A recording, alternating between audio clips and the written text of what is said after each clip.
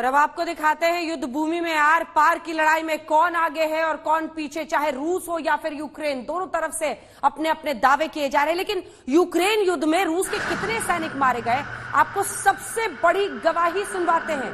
गवाही पुतिन के दफ्तर की, गवाही सीधे क्रेमलिन की। आप गवाही सुनेंगे तो आपको पता चलेगा कि पुतिन की सेना में बगावत की खबरों की पूरी हकीकत आखिर क्या है। कैमरे पर रूसी सैनिक की हत्या, मृत्यु के डर से रोता रूस का सैनिक, जख्मी सैनिकों को छोड़कर भागते रूसी सेना में विद्रोह की खबरें आने लगी। मारे एटम बम वरना बागी होंगे हम। ये तस्वीरें युद्ध भूमि पर पुतिन की सेना की आपबीती बता रही हैं। जंग के मैदान में यूक्रेन की सेना ने रूसी सैनिकों को नाको चने चबवा दिए हैं।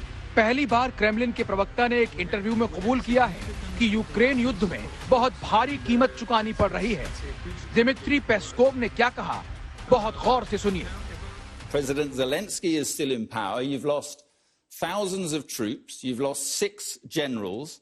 Hundreds of tanks and other equipment. It's a humiliation, really, isn't it? Yes, we have significant losses of troops, and it's a huge tragedy for us.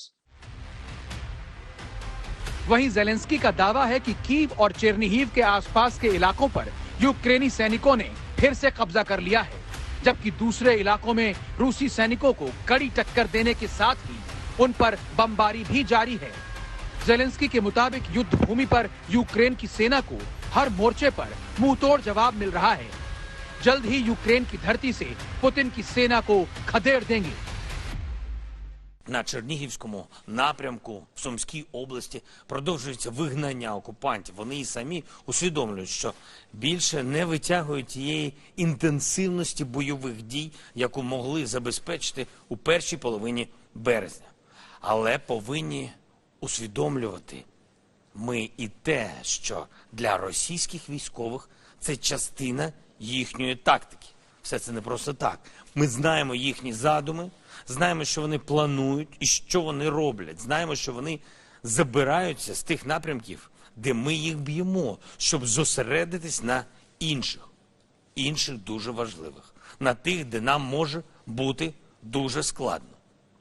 Тому дуже важливо для усіх проявляти стриманість.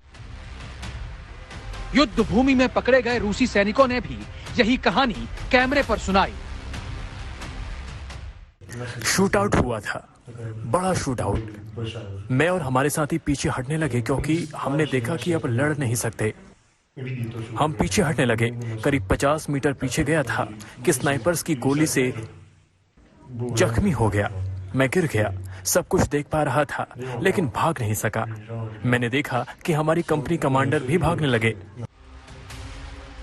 दरअसल यूक्रेन की सेना ऐसा प्रतिरोध करेगी रूस ने सपने में भी नहीं सोचा था।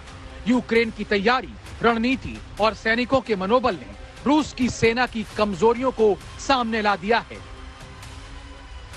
युद्ध भूमि में रूस को सिर्फ अपने सैनिकों की जान नहीं गंवानी पड़ रही, बल्कि रूसी टैंक और तोप उनके लिए ही घातक साबित हो रहे हैं।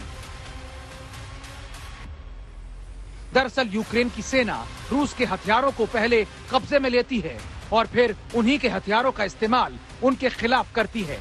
यानी आज पुतिन के लिए यूक्रेन युद्ध अंधे कुएं जैसा है, जहां दूर दूर तक जीत वाली रोशनी की कोई किरण नजर नहीं आ रही। चौंकाने वाली बात यह है कि अब तक रूसी सेना के कई टॉप कमांडर यूक्रेन में ढेर हो चुके हैं। जंग के मैदान में हालात ऐसे हैं कि अब रूस की सेना ही अपने सुप्रीम कमांडर से जल्द यूक्रेन पर एटम बम गिराने की गुहार लगा रही है। आज तक ब्यूरो।